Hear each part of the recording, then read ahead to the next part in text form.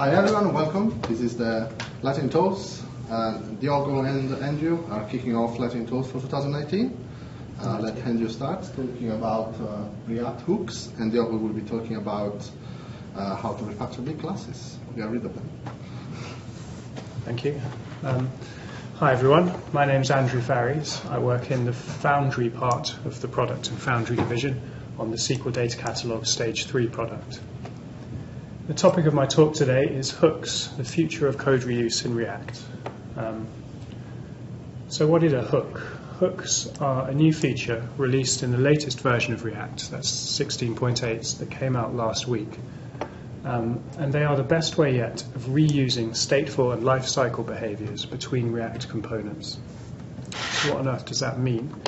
I'll try and explain with the aid of the world's simplest example application. So this just displays a counter and gives you a button to increment the counter. And you can see every time the counter goes up, the document title also updates. So let's have a look at what the code for a really simple program like that looks like. And let's compare on the left the version of the program that does not use hooks looks like. So this is the React that you would write today. And on the right, the version that does use hooks, that you'll be able to write in the future. So at a very high level, let's have a look what's going on in the version that does not use hooks. So the first thing you see is that it's a class component that extends this React-based component type. And it needs to be a class component for two reasons. First reason, it needs access to component state to track the value of the counter. And state lives as an instance field on the class. And the second reason it needs to be a class component is that we need access to these lifecycle methods. Lifecycle methods are what let your component do things in response to, for example, being first mounted, that is created and placed into the DOM. So we initialize the title message. And the other lifecycle behavior is we want the component to do things every time it updates, that is every time it re-renders. So we want to also update the document title. So you can see that state and lifecycle are kind of closely bound to the class component. If we have a look at the version that uses hooks on the right, the first thing you notice is it's quite a lot shorter. And part of the reason for that is that we no longer have to write it as a class. We can just make it a function component. And that immediately means that we can lose some kind of class-related boilerplate over here. To get access to component state, we use this useState hook, which we initialize the counter to 0 on the first render, and we get back a state value and a setter for that piece of state that we use down here. The two lifecycle methods have been replaced by this one useEffect hook. By default, the useEffect hook runs every time after your component has finished rendering, but we can control exactly when it runs by this funny little second argument that means only rerun this effect if the value of count has changed since the last time the effect ran. So what's the main differences between the version on the right and on the left? I think the key difference is that on the left you notice that state and lifecycle are closely or inextricably bound to the class component because state lives as an instance field on the class and lifecycle behaviors are implemented as instance methods on the class. Whereas on the right, we can get access to state and lifecycle just by calling these functions, these hooks, from within our own component function. And that really hints at the true value of React hooks, namely their ability to encapsulate behaviors, state and lifecycle behaviors, inside things, hooks, that are not themselves components. And that makes it so much easier to reuse stateful and lifecycle behaviors between components. To give a very brief example of how you can reuse stateful behavior, if I wanted to reuse this kind of stateful counter-like behavior between components, I can extract a custom hook called useCounter that internally uses the useState hook, which is provided by React, sets up a couple of setters, and then in any other component that I want to behave like a counter, I can just use the useCounter hook and use what I get back. and I can use the state value and these handlers in the render part of the component. And I don't want to dwell on this version too much, but the way you have to write this today, if you want to reuse a kind of counter-like behavior in React today, you have to write this thing called a higher order component, which is quite a complicated thing. That it's a function that takes another component, wraps another component around it. The outer component holds the state and delegates to the inner component when it wants to render. And that's because state, there's no container for state other than a component in React today. But the power of hooks is that they separate the concept of component from the concept of state and the concept of life cycle, which makes it so much easier to share and reuse stateful and life cycle behaviors between components.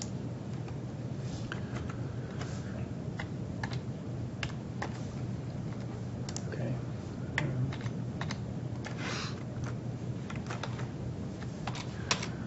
Okay, so the too long didn't listen summary. Hooks are now available in the latest version of React. That's version 16.8 that came out last week. They represent a huge improvement on the existing patterns for behavior reuse in React.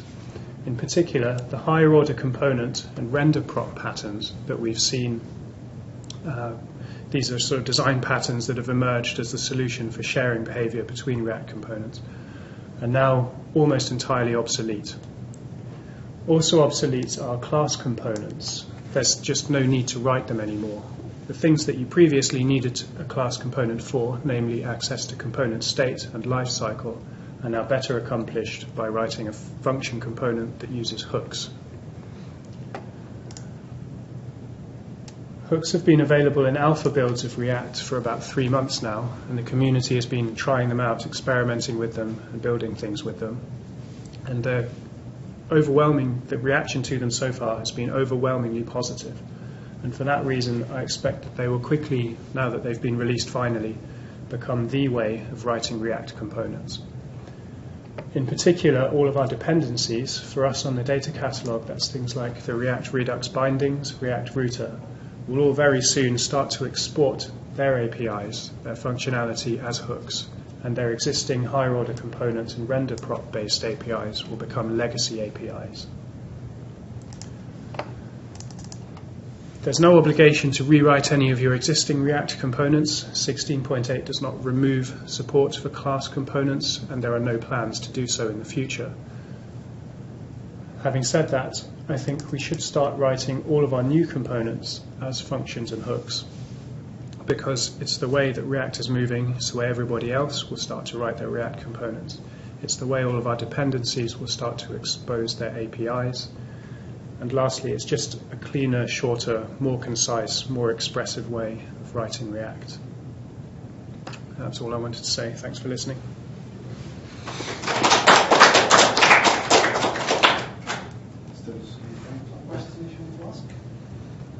Yep. So it sounds like this is a pretty fundamental change to the way you write React. Does this mean, is it like changing everything, or is it? Yeah, so the bullet point I deleted from this slide before the talk because it was too long was that this is not, React hooks aren't new as such. They're more like a new interface to the existing concepts that you already know about. So all the things that people know about React, like components, props, state, life cycle, top-down data flow, that's all still there. It's still the same. So hooks are really just giving you a new way to access these same concepts. So I think it's not a case of having to throw away everything you've learned about React. Far from it, I think. Yeah. Thank you.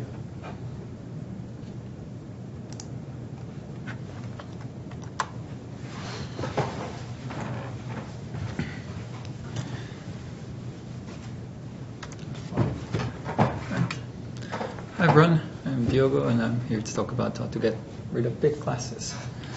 So last year I was reading the Working Effectively with Legacy Code book by Michael Feathers, and chapter 20 focused on this theme, and I thought it had some interesting things to share. So first, I think it's time to look at a bit of code to give some context on the things I'll expand to later on. So I've picked the task list kata, and it's just a fairly simple class.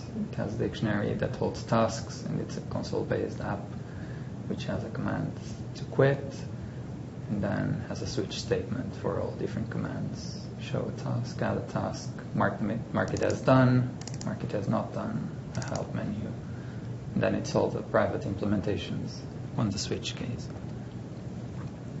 So, as you can see, even this not very big set of functionality already has 150 lines, which could be much smaller if we split this a bit and also consider the single responsibility principle. So some things Michael Feather suggests we can do are trying to group the methods by their name and their functionality. So in this example we have check and uncheck, so there could potentially be a class there that would just do this kind of work. Next thing is look at hidden methods. We sometimes have a temptation or a dilemma. Should we test private methods, or we feel that logic should be tested, but then the private method is not exposed to the test. So maybe those ones should go to its own class as well, and then be made public and be tested that way. And I've picked there's one method in the task list that sets a task to done, and it does all this bit of logic, so it's probably worth testing that you actually pick the right task and you do your outputs, and it could be things you could test. So the next thing is decisions that can change. So something that it's done in the same way, like is it talking to a database or other sets of objects, and could you imagine it changing? So here a task is just added to an in-memory collection, but maybe we could turn this into something that hits a database and handle that way. So if we had the class just for it as a repository pattern, for example, that would be a more self-contained way of having this functionality.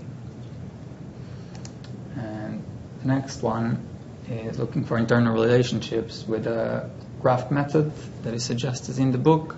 So you just look at instance variables and methods and then sketch all their relations, and you generally don't focus on constructors. So if we start here, we had all these instance variables, and that you get all these methods, and if we start trying to group some things, this functionality is pretty isolated, so it could be easily extracted, and all the repository bit of logic and the tasks part with marking them as done and undone could also be extracted into its own class. But the example I picked worked okay, but when I was trying to do the presentation, I picked our code reading interview exercise, and it didn't play along as it got way too messy.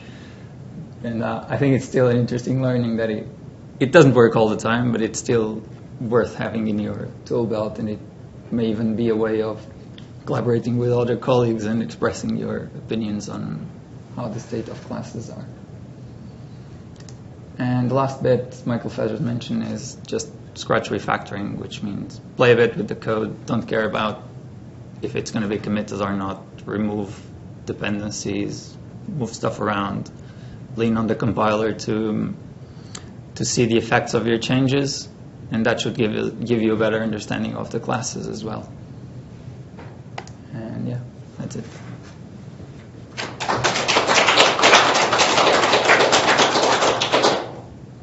Questions? Do you have a favorite of these? I really liked the graph in the beginning, but then as I saw it did not scale. It may have lost me a bit, but I think I really liked it when I read it.